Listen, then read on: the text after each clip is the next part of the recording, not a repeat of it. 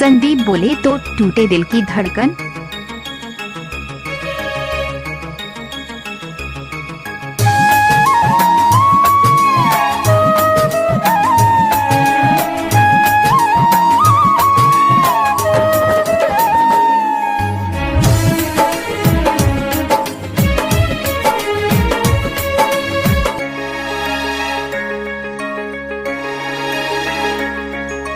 कैलू काहे रुसवाई हो, साथ चले ना परछाई हो।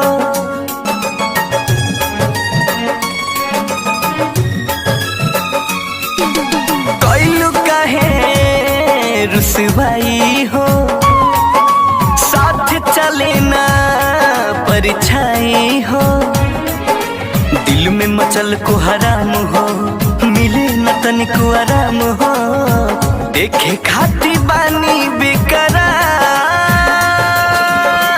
बड़ी याद या मोहतार के करा के करब हम दुलार। बड़ी याद या मोहतार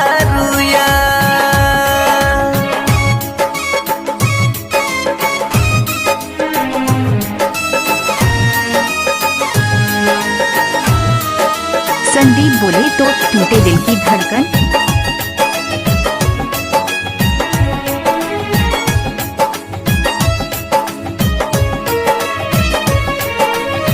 प्रीति के ना रीत बुझे फिर ई कवन हो। प्यार पर लागल हमारा बाटी गरहन हो।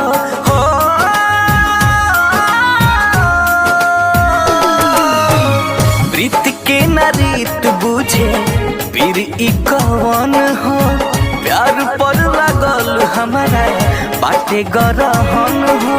कवन कमी रहे चाह में, रखनी दिल के पनाह में। कोई अपना दोसारा से प्यार। संदीप बोले तो टूटे दिल की धड़कन।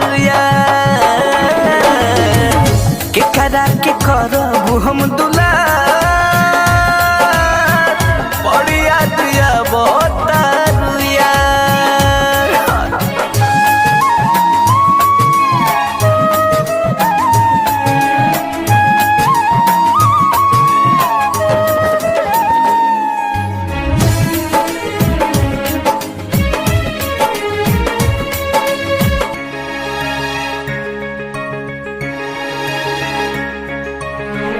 रहलू आकाशियम रित के पारान हो। संदीप बोले छीन तो लेलू टूटे दिल की खुशी धड़कन। गम दे दिलू जान हो।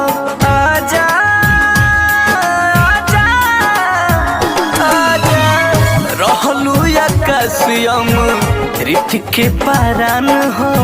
छीन लिहलू खुशी गम दे दिलू जान हो। दिलू सनम सौगात हो, जगल बीते अब रात हो। टूट गइल सब कुछ हमार। बड़ी याद या मोहतार यार, के करा के करब हम दुलार।